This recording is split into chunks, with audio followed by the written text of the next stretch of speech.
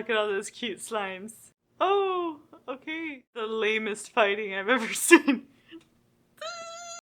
Hello fellow anime geeks and welcome to another first impressions video in this 2021 spring season and in my journey to try every anime series I can. As usual, I'm answering these 4 questions to better organize my thoughts, and today I have another light novel adaptation for you guys. I'm gonna need to actually look at this one. Slime to shite 300年知らないうちにレベル max になってました. Or, on Crunchy, I've been killing slimes for 300 years and maxed out my level. The mount tags are slice of life, comedy, and fantasy, and this is another isekai, so yes, it's got fantasy. It's relatively funny and pretty cute, so yes, it is a comedy, but I wouldn't say that that's like the main genre. I would say that this is another comfort isekai, and another installment in the never-ending cute girl slice of life parade.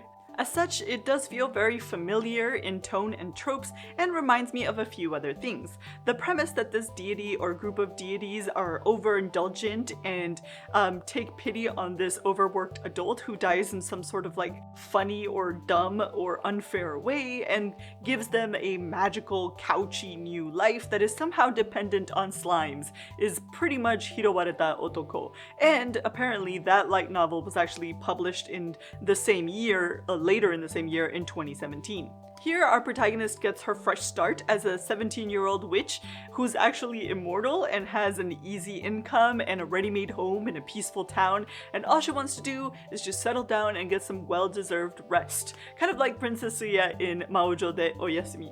But, as our title explains, eventually she racks up an insane amount of experience points because this magic system does not tier and will still give you the same amount of experience for killing monsters that are way below your level. And her name starts to get out, she gets pretty famous, and eventually people with all sorts of problems come and knock on her door. Come and knock on our door. Come and knock on our door. We've been waiting for you. We've been waiting for you. Think Journey of Elena light staycation mode. She begins to win over lots of different magical races, very a la Tensura, and she starts building her own cute girl harem with whom to spend her lazy, overpowered magical days, kind of like Kuma Bear. Goodness gracious, I guess she gets more.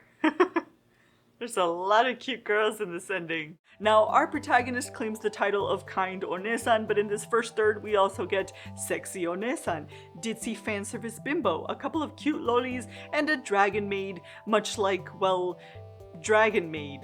So I don't think that this is very original, but I also don't think that it's trying to be. I think that it's just trying to satisfy that niche comfort isekai genre and not take itself too seriously within that. And honestly, that sort of earnestness in presentation and tone I think really makes a difference because they didn't try to add in some sort of weird outcast melodramatic plotline or some underdog story or some overly complicated magic system. I was actually able to sit back and enjoy this one versus not being a really big fan of like the Kuma Bear anime. The comedy is pretty good. I mean, making fun of fanservice while providing said fanservice was kind of an interesting move. All of the fanservice shots were actually voiced by the seiyuu. I don't think I've ever seen that before.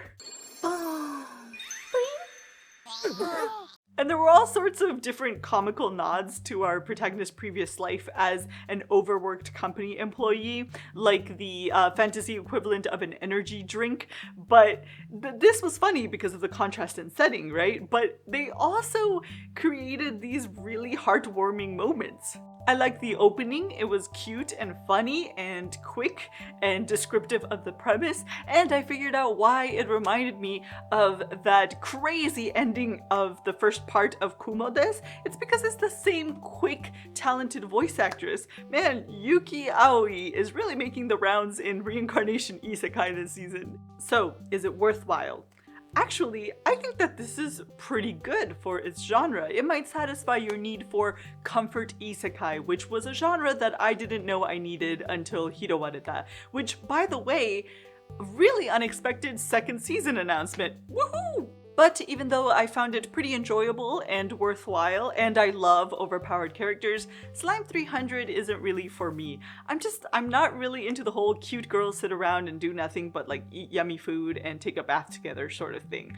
But I think you might like it if you are normally into isekai slice of life and cute girls. And on that note, I'll catch you in the next video. Oh my gosh, I want a dragon cook. There's nothing wrong with too much food. Just save it, you can freeze it, right? Oh my gosh. Stop eating those freaking cookies. Oh my gosh, this needs to stop. That cake looks so good.